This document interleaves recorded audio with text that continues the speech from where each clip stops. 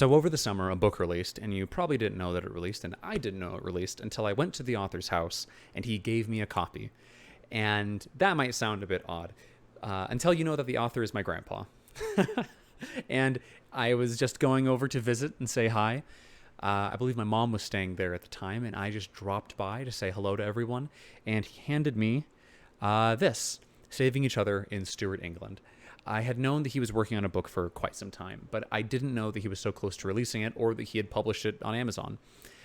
And it was very exciting for me to not only know an author, but to have their book personally given to me and to read it. And I'll be honest, it wasn't what I expected. It wasn't what I expected at all. But I should have expected what it was. And now you should too, hopefully, after watching this review. This is going to be a spoiler-free review.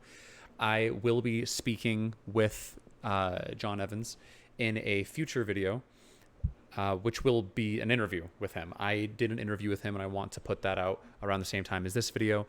And I really hope that you go and watch that too, because in that one we get a little more in depth into what the story's about and his inspirations for it, and we kind of nerd out a little bit about how much fun it is. It is a fun book. But when I started reading it, I had a hard time. It is not the genre that I'm used to reading. It's not the style that I'm used to reading. It's not the historical era that I'm used to reading. And I don't think I entirely understood why this book was written originally. When you read a book like The Hobbit or Dracula, which I also read last month, you can very clearly understand what the point of the story was. And when I first started this book, I didn't entirely understand why my grandpa had written this story. And I thought, okay, well, I'm going to muscle through this. I'm going to read it all the way through. I got about 50 pages in, or about 80 pages in, and I got stuck. And I was like, okay, like I'm having a good time. I'm liking this, but I'm having a hard time, like, really understanding this book. And so I called him. I called John Evans, and we had a chat about the book. And I loved that conversation that we had because it gave me the context I needed to appreciate the story more. You see, I think that when we study authors, when we study books at all, and we recognize who those authors were and what they did with their lives, then we can appreciate those stories more, and we understand why they wrote what they wrote. That context is very important. And Saving Each Other in Stuart, England is a wonderful, wonderful story once you understand the context. And the context is that this book is John Evans incarnate. This book is so incredibly him. If you don't like John Evans, if you just, I mean, if you hate John Evans, then, I mean, why are you here, right? Like, why are you here at all? But if you love John Evans, then you're going to love this book, right? You're going to absolutely adore it.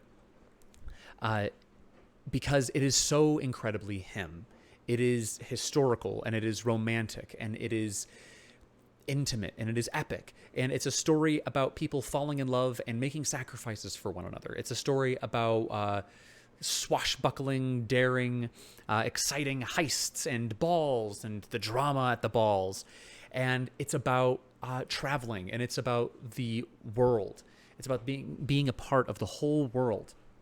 And that's who John Evans is. John Evans has traveled the whole world. He raised a wonderful family. He had an incredible wife. And this story is as much a testament to his love and his faith as his own life has been. Or this book has been a testament to his faith and his life as much as this book has been. Holy cow, I'm getting one of those mixed up. I had a hard time reading it, I think, because the structure was kind of all over the place. The first act, it really was like like the Hobbit's meal plan, right? Like a Hobbit's meals throughout the day, right? You have first act, first act part 1, second act, first act part 3, second act part 2, third act part 1, right? You know what I mean? Like it was kind of all out of order when I first read it, but Once I finished the book, I understood why it was structured the way that it was.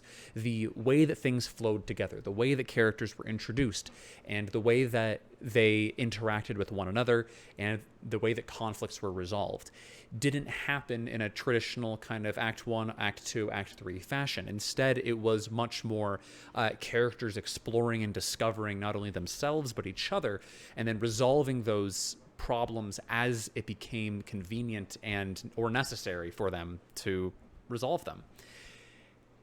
Once you kind of understand that, the book becomes a lot easier to read. Knowing that he loved Georgette Heyer and or Heyer.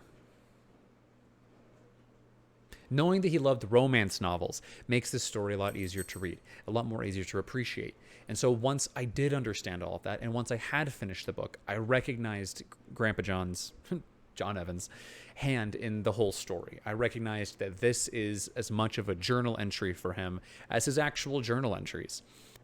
I can't give this book a review number. I can't give it a score because I think that I'm a little too biased, if that wasn't very clear.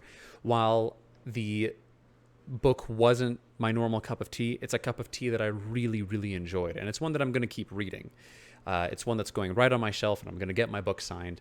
And I think that it's something that you should read too, because it is very much a John Evans story. And it's something that I feel like I've drawn closer to him by reading. It's much more of an experience for me than it is a literary critique. So, yeah, that's kind of my thoughts on it. I really loved it, and I think that everyone else should read it too. And they should live wonderful lives like he did, and then write a book so that I can talk about that and interview them so that I can keep making content for this YouTube channel. I love you guys so much. Thank you so much for coming and watching this, and I hope you have a wonderful evening. I know it'll be wonderful because you're there. So have a good one. Thanks for watching my video. See you later.